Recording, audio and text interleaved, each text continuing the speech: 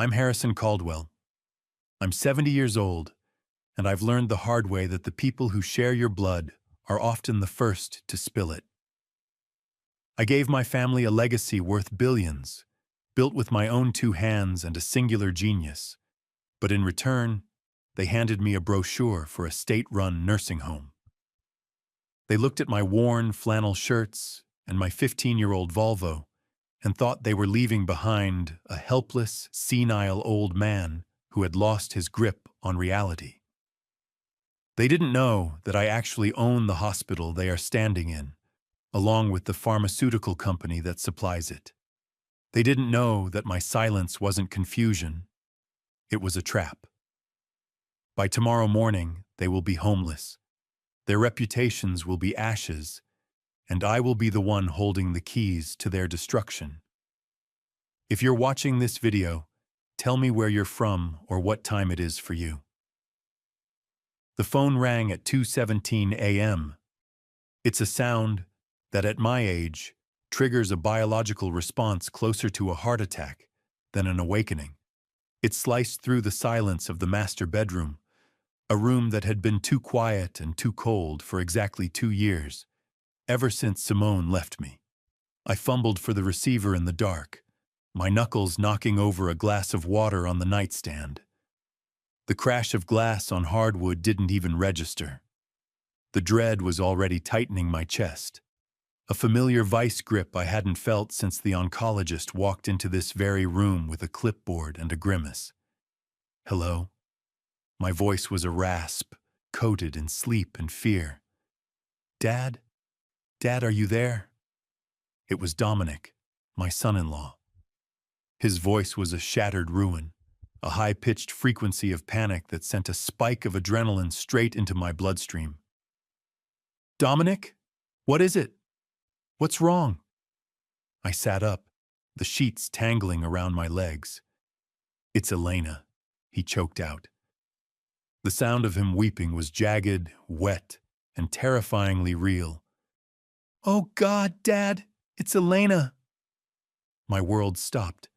The rotation of the earth, the hum of the refrigerator downstairs, the beating of my own heart. It all suspended in a vacuum of pure terror. What happened? I demanded, throwing the covers off. My feet hit the floorboards, sending a shock of cold up my shins. A car wreck, Dominic sobbed. She was driving back from the city. The rain. The truck just... Oh God, the truck didn't stop, Dad. Is she... I couldn't finish the sentence. I was already moving, grabbing my trousers from the chair, hopping on one leg, almost falling. She's in the ICU at St. Julian's, Dominic said, his voice dropping to a conspiratorial whisper of grief. It's bad, Harrison. They don't know if she's going to make it through the night. The swelling, the cranial pressure.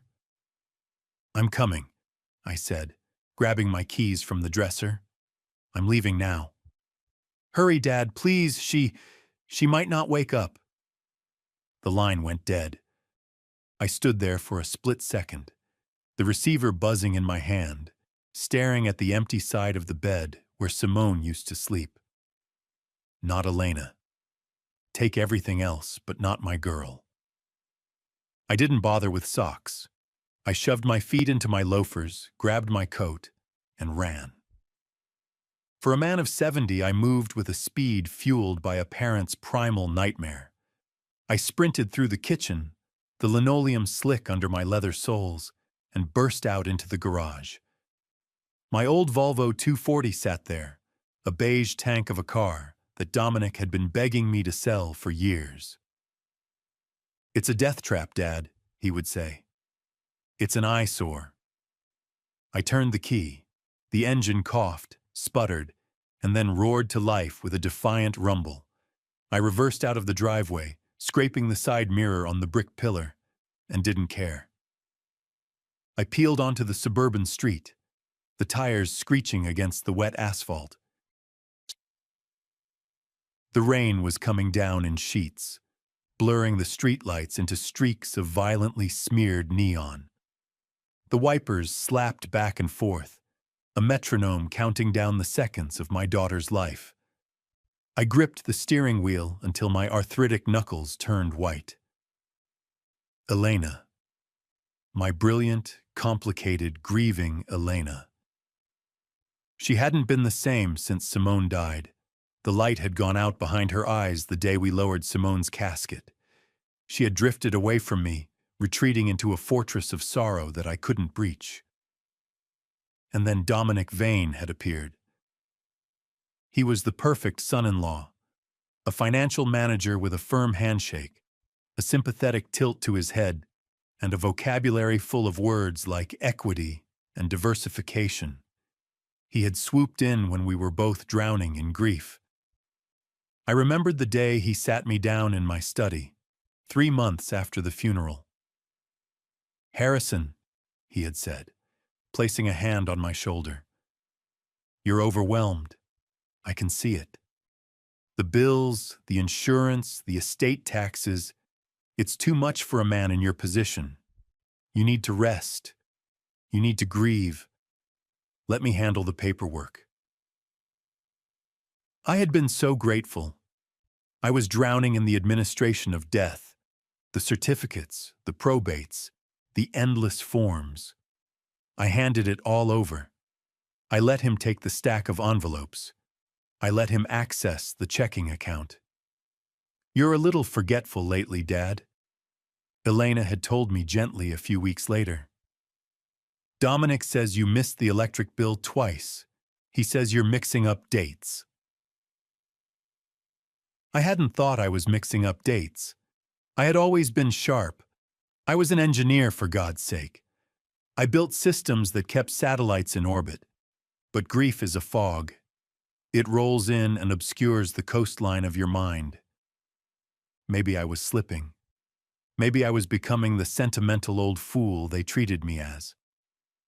I pressed the accelerator harder. The Volvo shuddered as it hit 70 miles per hour in a 40 zone. If Elena died, if I lost her too. The thought was a physical blow. I gasped for air, the interior of the car suddenly feeling like a coffin. I needed to see her. I needed to hold her hand. I needed to tell her that I loved her, that I was sorry for the distance between us, sorry for the secrets I kept. St. Julian's Hospital loomed ahead, a brutalist concrete block rising out of the rain like a fortress. The red emergency sign burned in the darkness.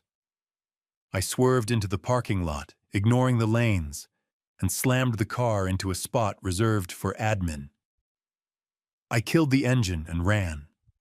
The rain soaked me to the bone in seconds, plastering my gray hair to my skull, but I didn't feel the cold.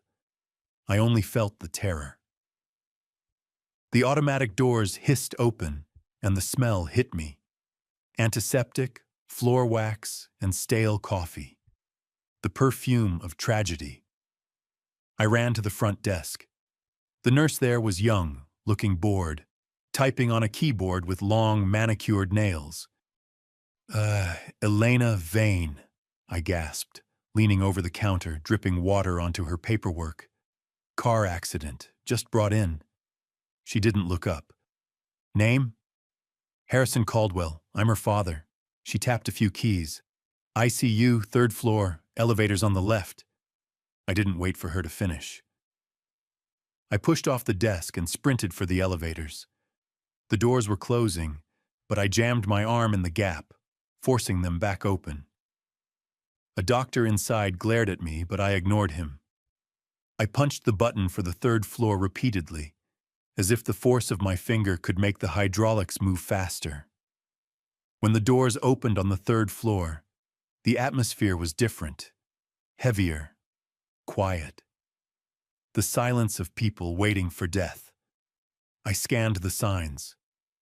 Trauma unit, ICU rooms 1 to 10. I saw Dominic. He was standing at the far end of the hallway, outside room 3. He was leaning against the wall, his face buried in his hands, his shoulders shaking.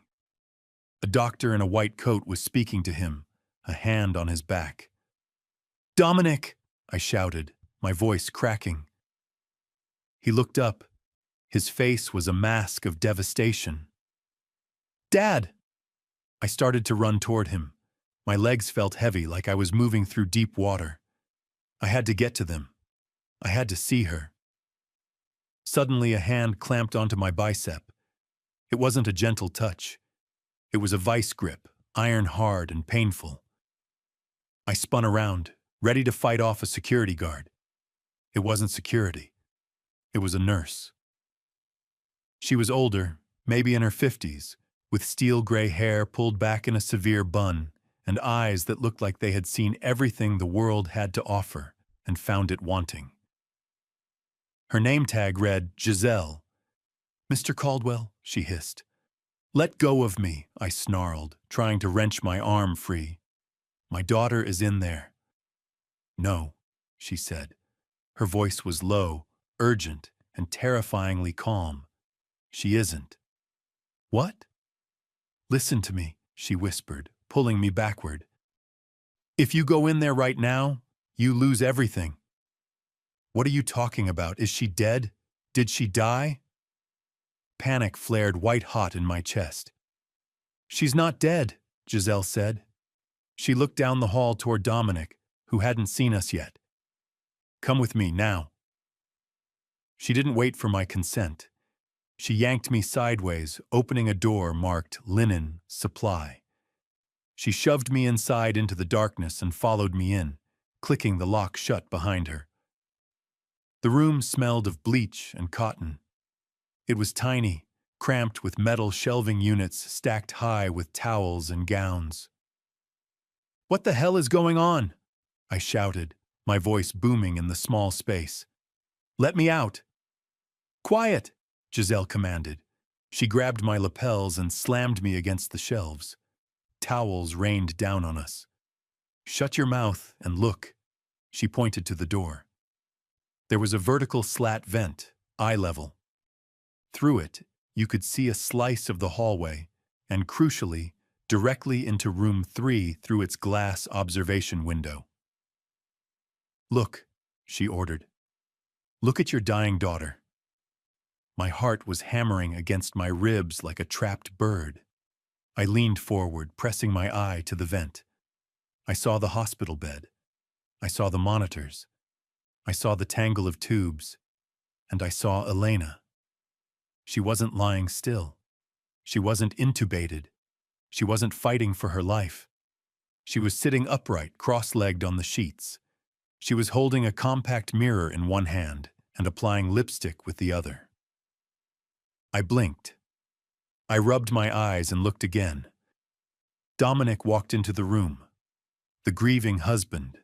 The man who had been sobbing on the phone 10 minutes ago. He walked over to the bed, grabbed a can of soda from the bedside table, and took a long swig. He said something to Elena. Elena threw her head back and laughed. It was a silent movie of betrayal. I watched, paralyzed, as the people I loved most in the world performed a grotesque play. Elena finished applying her lipstick and snapped the compact shut. She said something to Dominic, gesturing toward the door. "I can't hear them," I whispered, my voice trembling. "What are they saying?" Giselle reached into her pocket and pulled out a small black receiver. She handed me a single earbud. "I put a baby monitor under the bed," she murmured. "Don't ask." I jammed the earbud into my ear. The audio was tinny but clear. "Taking him so long." Elena's voice, impatient, annoyed, not a trace of pain. "Did he crash that ancient Volvo on the way here?" "He's coming."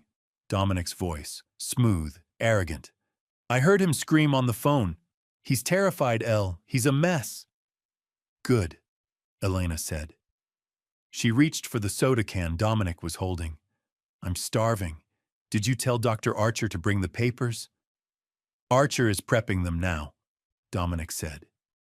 "A medical power of attorney and financial proxy. Once the old man signs, we declare you incapacitated for..." Let's say 6 months, long enough to liquidate the house and the accounts. He's going to hesitate, Elena said, frowning. He always hesitates. He's so stubborn. He won't hesitate tonight, Dominic laughed. It was a cold, ugly sound. He thinks you're dying.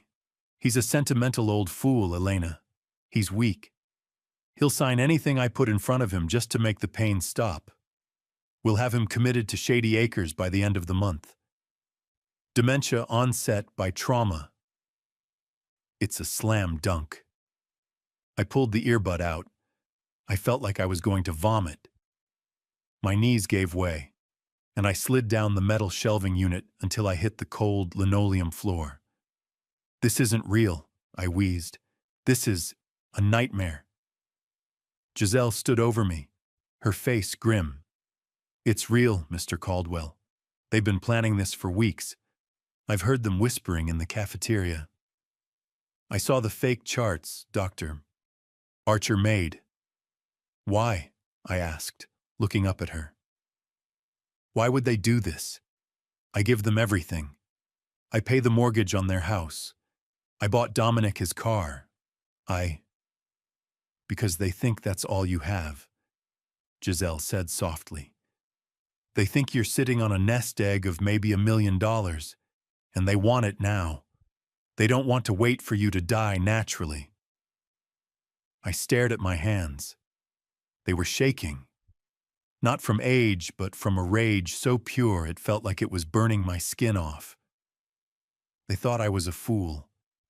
A sentimental, senile old fool. You're Simone's nurse, I said, the realization hitting me.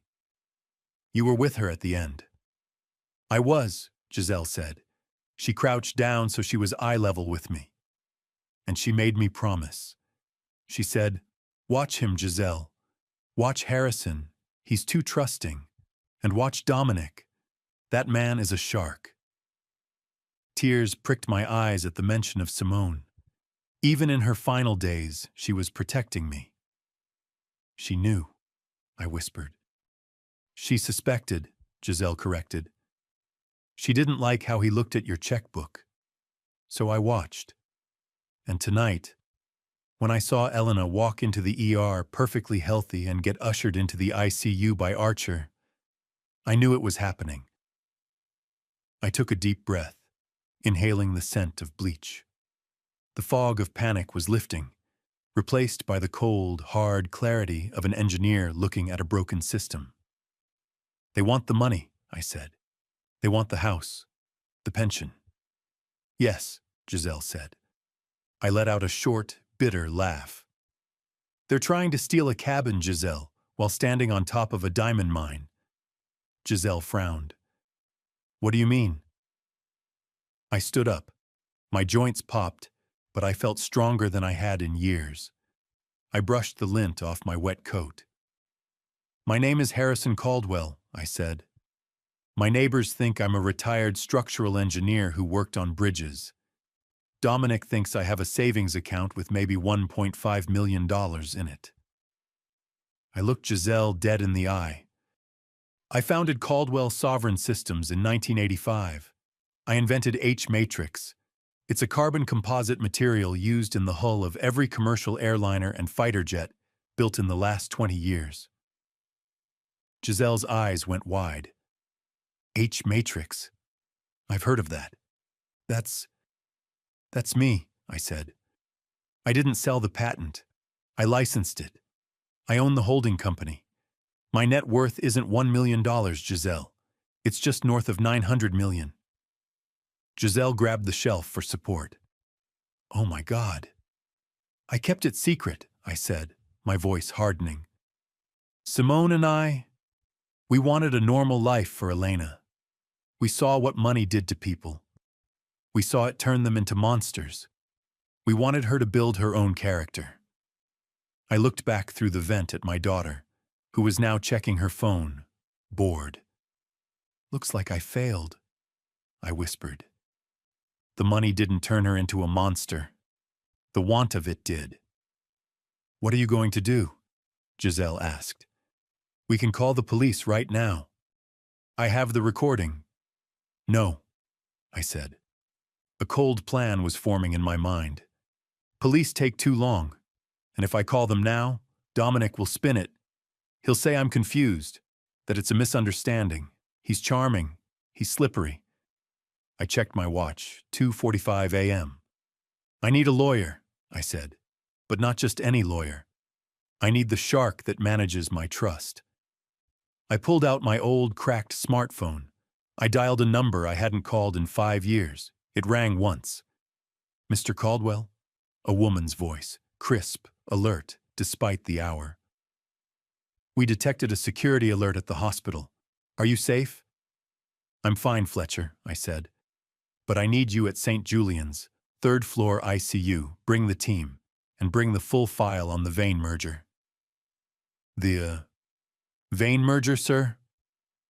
Yes, I said, staring at Dominic through the slat. We are conducting a hostile takeover. Give me 10 minutes, I told Giselle. I'm going in there. You can't, she said.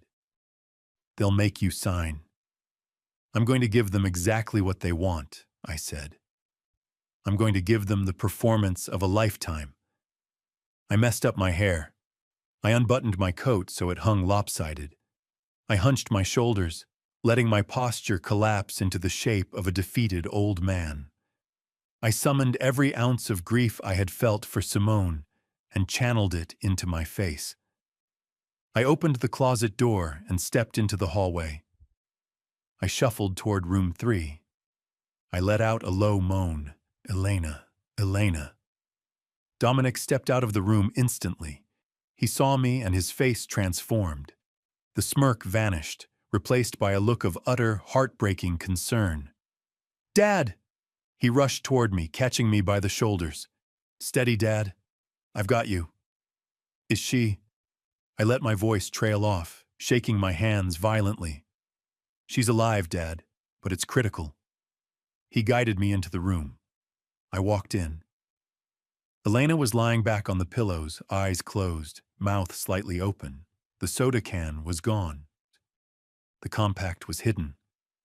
She looked like an angel of death. My baby, I sobbed, falling to my knees beside the bed. I grabbed her hand. It was warm. Wake up, Ellie. Please wake up. I felt her hand twitch slightly. A reflex? Or was she fighting the urge to pull away from my wet, cold grip?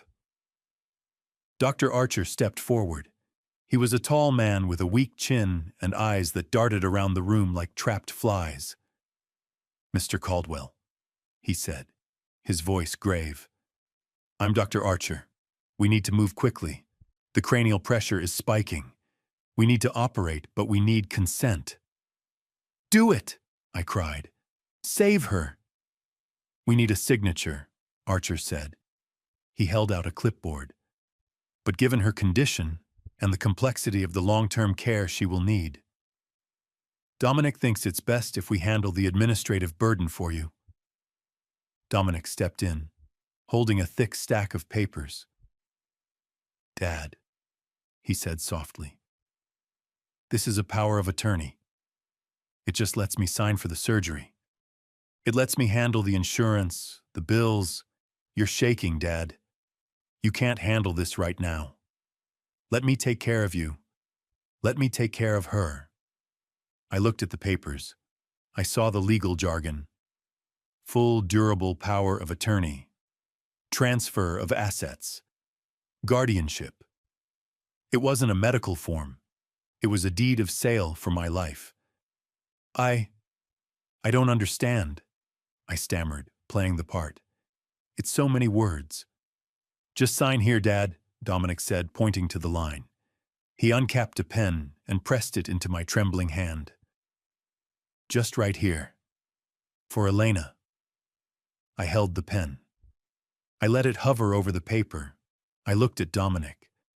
I saw the greed in his eyes, barely concealed behind the mask of concern. He was practically vibrating with anticipation. He was already spending the money. For Elena, I whispered. I touched the pen to the paper. I started to write the letter H. Dominic leaned in, his breath hitching. Dr. Archer held his breath. Even Elena, I noticed, had cracked one eye open, just a slit. The door to the ICU crashed open. It wasn't a polite entrance. The double doors swung wide with a bang that echoed off the tiled walls. 3 people marched in. 2 were men the size of refrigerators, wearing dark suits that cost more than Dominic's car. Between them walked a woman who looked like she was carved out of marble and dry ice. Ms. Fletcher. She was wearing a trench coat over silk pajamas, but she looked ready to argue a case before the Supreme Court. "Step away from the patient," she announced. Her voice wasn't loud, but it carried the absolute authority of a gavel strike. Dominic froze. "Excuse me? Who are you? This is a restricted area." Fletcher ignored him. She walked straight up to me, gently took the pen from my hand, and capped it. "Mr. Caldwell," she said. "Are you all right?" I straightened up. I rolled my shoulders back. I stopped shaking. "I'm fine, Fletcher," I said, my voice dropping its trembling falsetto, though the acting was exhausting. Dominic stared at me, his mouth agape. "Dad, who is this?" "I am Miss Fletcher," she said, turning to Dominic. "I am General Counsel for Caldwell Sovereign Systems, and I represent Mr. Harrison Caldwell." "Caldwell Sovereign?" Dr. Archer squeaked. The aerospace company?"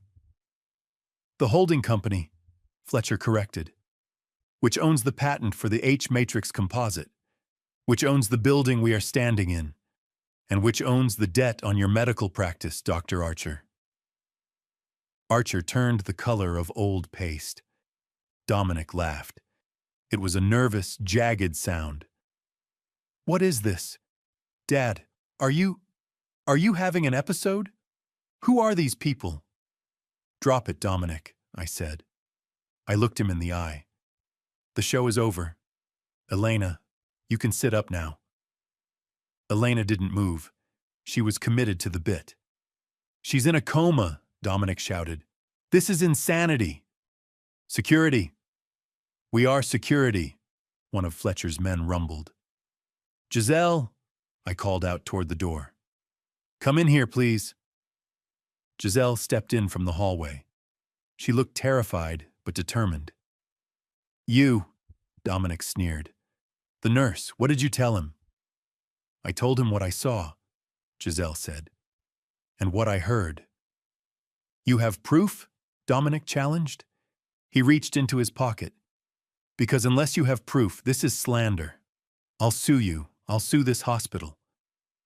"We have a recording," I said. "Play it, Giselle." Giselle pulled out her phone. Her hands were shaking slightly. She tapped the screen. "I recorded everything," she said. "From the closet, the baby monitor." She pressed play. Nothing happened. She pressed it again. Static. A harsh, white noise hiss filled the room. No voices, no laughter, no confession. It was just here," Giselle stammered. She tapped frantically. "I checked it. It was working." Dominic smiled. It was a slow, reptilian widening of his mouth. He pulled a small gray device from his pocket. It looked like a car key fob. "Bluetooth and Wi-Fi signal disruptor," he said casually. "Nasty little things. Scrambles digital packets in a 20-foot radius. I keep it on me. You know, for privacy. Hates unsecured audio files." He had wiped it, or corrupted it. You monster," Giselle whispered. "So," Dominic said, his confidence surging back like a tidal wave. "No recording, no proof. Just the word of a senile old man and a nurse who probably steals pain meds." He turned to Dr. Archer. "Doctor, isn't it true that Mr. Caldwell seemed confused, agitated, paranoid?" Archer saw his lifeline. Yes, he stammered. Yes, absolutely. He was hallucinating. He thought he owned the hospital. Dominic looked at Fletcher. Get out, or I call the real police. You're harassing a grieving family. Fletcher looked at me. Her face was impassive, but I saw the flicker of concern in her eyes. We had lost the silver bullet. Without that tape, it was my word against theirs, and they had the medical charts. This isn't over, I said. It is, Dominic said. He leaned in close to me. Go home, old man. Sign the papers tomorrow, or we'll do this the hard way. We'll have you declared incompetent by noon. Stop it! The scream came from the bed. Elena sat up. She ripped the IV line out of her arm, blood welling up on her skin. She wasn't looking at Dominic. She was looking at me. Elena? I whispered. Her face was twisted into a mask of pure, unadulterated hatred. It was a look I had never seen on her face, not even in her teenage years. Stop lying, she screamed. Just stop lying, Dad! Elena, honey, Dominic said, trying to soothe her. Lie back down. Shut up, Dominic, she snapped. She scrambled off the bed, standing on shaky legs in her hospital gown. She pointed a trembling finger at me. You act like you're the victim, she hissed. You play the poor, humble engineer, but you're not. You're a monster. Elena, what are you talking about? I asked. Mom, she screamed. I'm talking about Mom. The room went deadly silent. I know, Dad, she sobbed. I know what you did. I found the letter. My blood ran cold. What letter? The one from the Munich clinic, she spat. The experimental treatment. The one with the 80% success rate. Oh, God. Dominic found it, she said, her voice breaking. In your desk, buried under your blueprints. We saw the date. It was from 6 months before she died. They offered a cure, Dad, an 80% chance to save her. She took a step toward me. And I saw your handwriting, she whispered. I saw the red pen. You wrote no on the acceptance form. Elena, you wrote no, she shrieked. $5 million. That was the cost. You have hundreds of millions, and you wouldn't spend 5 to save her life. You let her die to save money. You killed her. The accusation hung in the air, toxic and heavy. I couldn't breathe. I remembered the letter. I remembered the red pen. I remembered Simone's hand over mine, guiding the tip of the pen. Promise me, Harrison, don't tell her. Let her be angry at the cancer. Don't let her live with the guilt of my choice. I had promised. It wasn't like that, I whispered. Then why did you write it? She demanded. Why did you hide it? I couldn't answer. To answer was to break the promise. To answer was to tell her that her mother chose death over a painful, futile treatment. My silence was damning. You see, Dominic said, stepping beside Elena, wrapping a protective arm around her. He can't deny it. He's a miser, Elena. He cares about his patent more than his family. We were just trying to stop him from hurting anyone else. Elena buried her face in Dominic's chest, sobbing. I hate you, she muffled into his shirt. I hope you rot with your money. Fletcher grabbed my arm. So, Mr. Caldwell, we need to leave. Now. I can't leave her with him, I said. If we stay, security will arrest you for disturbance, Fletcher said. We have no evidence. We need to regroup. I looked at my daughter, broken and weeping in the arms of the wolf who was hunting her. I'm sorry, Elena, I whispered. I turned and walked out. It was the hardest thing I have ever done. The drive back to my house was silent. Fletcher drove the Volvo. I sat in the passenger seat, staring at the rain. You killed her. The words echoed in my skull. We pulled into the driveway. My modest house, the one Simone loved, looked like a tomb. We went inside. I walked straight to the study. The room smelled of old paper and pipe tobacco, a habit I gave up years ago, but kept the smell for comfort. "Mr. Caldwell," Fletcher said, standing by the door, "if what she says is true, if you denied life-saving care—" "You think I'm a monster too?" I asked, not turning around. "I think facts are stubborn things," she said, "and writing no on a treatment form looks bad." "I didn't refuse it," I said. I walked to the bookshelf. I pulled out a battered copy of Moby Dick. Behind it was a keypad. I punched in the code. 8250, Simone's birthday. The wall safe clicked and hissed open. "Simone refused it," I said. I reached past the stack of bearer bonds and the patent certificates. I pulled out a small, ruggedized hard drive. It had a label on it in Simone's shaky handwriting. "For Harrison." "She knew," I said. "She knew Dominic was trouble, and she knew I would keep my promise to never tell Elena the truth about her choice." I plugged the drive into my laptop. "She recorded this 2 weeks before she died," I said. I clicked the file. Simone's face filled the screen. She was frail, her skin translucent, sitting up in our bed, but her eyes were sharp. "Harrison," the video Simone said, "if you're watching this, it means things have gone wrong. It means Elena found out about the letter." Fletcher stepped closer to the screen. "I need to say this for the record." Simone continued. "Harrison wanted to sell everything. He wanted to liquidate the trust to send me to Munich. He came into the room crying with joy, but I said no." Simone paused to cough. It was a terrible, wet sound. I was tired. I didn't want to spend my last 6 months in a sterile lab in Germany. I wanted to die here, with my wind chimes, with my husband. So I made him write no. I forced his hand. And I made him promise never to tell Elena, because I knew she would blame herself for not forcing me to go. I paused the video. Tears were streaming down my face.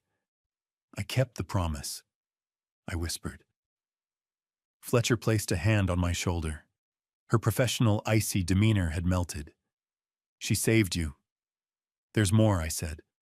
"The second file." I clicked the next video. The investigation. Simone was back on screen, looking even weaker. "Elena," she said, "if you're seeing this, I have bad news about David, or Dominic, or whatever he calls himself now." Simone held up a sheaf of papers. "I hired a private investigator, a corporate espionage specialist. Dominic Vane doesn't exist. His real name is Lars Tate." Fletcher gasped. "Lars Tate? The Black Widow of the Gold Coast?" "He's done this twice before," Simone said. "He finds wealthy women, he marries them, he isolates them, and then they have accidents, hiking falls, drowning. He's a predator, Elena. He's not in love with you. He's hunting us." The video ended. Fletcher pulled out her phone immediately. "I'm calling my team. We need to find everything on Lars Tate now." "We know who he is," I said. "But that video isn't enough to get Elena out. Dominic has her brainwashed. She thinks I'm the devil. If I show her this, she'll think it's a deep fake. She'll think I manipulated it." "We need a witness," Fletcher said. "Someone on the inside." "Dr. Archer," I said. "The accomplice. He's the weak link," I said. "Dominic is a psychopath. He doesn't feel fear. But Archer was sweating through his scrubs. Did you see his eyes when you mentioned the debt? You want to flip him?" "I don't want to flip him," I said, standing up. "I want to break him." We tracked Dr. Archer to a dive bar on the edge of town called the Rusty Anchor. It was 4 a.m. He was sitting in a booth in the back, nursing a whiskey, looking like a man waiting for the executioner. I walked in, flanked by Fletcher's 2 security guards. The bartender looked up, saw the suits, and wisely decided to go clean glasses in the kitchen. I slid into the booth opposite Archer. He jumped, spilling his drink. "Mr. Caldwell, I can call the police." "You could," I said calmly. "But then you'd have to explain why you falsified medical records for a healthy woman." "I didn't." "Cut the crap, Archer," Fletcher said, sliding in next to him. She placed a folder on the table. "We ran your financials. You owe $400,000 to a loan shark named Silas. Silas is an associate of Lars Tate. That's how he owns you." Archer went pale. "He'll kill me. If I talk, Lars will have me killed." "If you don't talk," I said, leaning in, "I will destroy you legally. I will buy the hospital and fire you. I will buy the debt from Silas and foreclose on your house, your car, and your mother's nursing home. I will make sure you never practice medicine again. I will strip you bare." Archer trembled. "I have no choice." "You have a choice," I said. "I can write a check right now. I can pay off Silas. I can make the debt vanish. And I can get you a lawyer who will cut a deal with the DA. Immunity for testimony." Archer looked at the checkbook I placed on the table. It was the temptation of salvation. "What do I have to do?" he whispered. "Text Dominic," I said. "Tell him I'm dead. Tell him I had a heart attack from the stress." "What?" "Flush him out," I said. "Make him feel safe, and then give me the chat logs." Archer pulled out his phone. His thumbs hovered over the screen. "Do it," I commanded. He typed. The old man collapsed. Ambulance just left his house. No siren. I think he's gone. A moment later, a reply pinged. "Lars, Dominic. Finally, champagne is on me. Proceed with the committal for the girl." "The girl," I read. "Not Elena. The girl." "He's going to commit her tomorrow," Archer said. "Once she's in the psych ward, he has power of attorney over her assets too. He's going to drain the trust." "We have him," Fletcher said. Getting into the police station was easy with Fletcher's connections and the evidence Archer provided. The police picked up Elena an hour later, not for a crime, but for protective custody based on the credible threat to her life from her husband. She was sitting in an interrogation room, wrapped in a gray blanket, looking small and furious. When I walked in, she stood up. "I'm not talking to you. I want my lawyer. I want my husband." "Your husband is celebrating my death," I said. I placed the printed screenshot of the text message on the table. "Finally, champagne is on me." Elena looked at it. "This is fake. You typed this. And this?" I set up the laptop. "Is this fake too?" I played Simone's video. Elena watched. She watched her mother talk about the letter. She watched her mother talk about the 80% chance and the refusal. "No," Elena whispered, shaking her head. "No, Mom wanted to live. She fought so hard." "I was tired, baby," Video Simone said. "I wanted to go home." Elena sank into the chair. The anger was draining out of her, replaced by a horrific, dawning realization. "She chose," Elena whispered. "She chose to die." "She chose to live her last days on her own terms," I said gently. "And she made me protect you from that choice." Then I played the second video, the PI report on Lars Tate. Elena watched the photos of the other wives, the news clippings of the accidents. He knew?" she asked. "About the money?" "He knew before he met you," I said. "He targeted you, Elena. He researched us. He knew I was H Matrix. He knew about the trust. She looked at me, her eyes wide and terrified. He told me. He told me you didn't love me. He told me you were hoarding the money while Mom died. He isolated you, I said. That's what predators do. She put her head in her hands. I helped him. Oh God, Dad, I helped him. I faked the accident. I signed the papers against you. I wanted to hurt you. I know, I said. I'm so sorry, she sobbed. I'm so sorry. I walked around the table and wrapped my arms around her. She stiffened for a second, then collapsed into me, weeping like she hadn't since she was a child. It's okay, I said. We're going to fix it. The police arrested Lars Tate at St. Julian's Hospital at 9 a.m. He was in the cafeteria, drinking a latte, waiting for the paperwork to commit his wife. He didn't go quietly. He screamed about rights, about lawyers, about conspiracy.